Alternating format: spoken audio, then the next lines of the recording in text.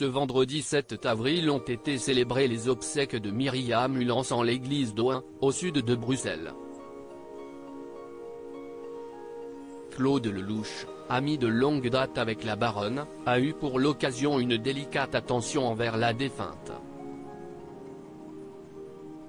L'émotion est forte chez nos voisins belges.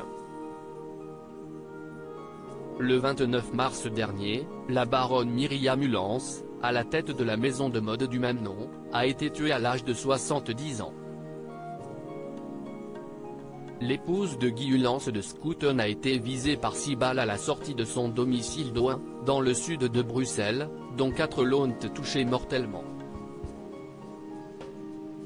L'auteur des tirs, son beau-fils Nicolas, un ancien agent de la sécurité de l'État, sorte de DRSI belge, âgé de 57 ans. Ce jour-là, aux alentours de 10 h du matin, il était venu voir son père pour discuter de la vente de la propriété, celle de son enfance. Fermement opposé à cette idée, il souhaitait faire changer Davis son géniteur, qui n'avait pas de temps à lui consacrer car il devait se rendre à rendez-vous. En partant, Nicolas aurait croisé la route de sa belle-mère dans un couloir. Si est alors que, sans rien dire, il lui aurait donné un baiser sur le front. Un geste inhabituel qui a décontenancé la baronne.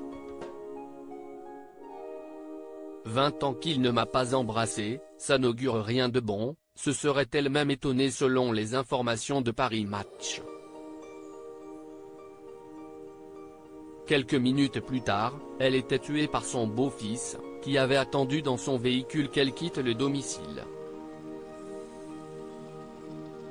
Claude Lelouch et sa compagne Valérie Perrin ému. Ce drame secoue évidemment la Belgique, mais particulièrement les proches de Myriam Hulance, qui était mère de 2 enfants, Gilles et Virginie. Le premier n'est d'ailleurs pas inconnu du grand public puisqu'il s'agit de l'acteur Gilles Lemaire, qui n'est autre que le compagnon de Reem Kérissi. Un clan qui souffre, alors que les obsèques de la baronne ont été célébrées ce vendredi 7 avril en l'église d'Ohain. Plus d'une centaine de personnes étaient présentes, parmi lesquelles son époux Guy, arrivé discrètement dans la première voiture qui succédait le corbillard, mais aussi les 2 enfants issus du premier mariage de Myriam Hulance. Ces derniers se sont toutefois tenus à l'abri des regards, contrairement à Sylvie Rousseau, directrice générale de Dior, qui a été photographiée sur les lieux. Le premier mari de Myriam Hulance, malade, n'avait de son côté pas fait le déplacement selon les informations de NET. Quant au réalisateur Claude Lelouch, qui était un ami de longue date de Myriam Hulance, il a eu une délicate attention envers la baronne. Lui et sa compagne Valérie Perrin ont fait apporter une grande couronne de fleurs sur laquelle était inscrit « À notre amie chérie ». Une journée chargée en émotions pour tous ceux qui ont croisé un jour la route de Myriam Hulance.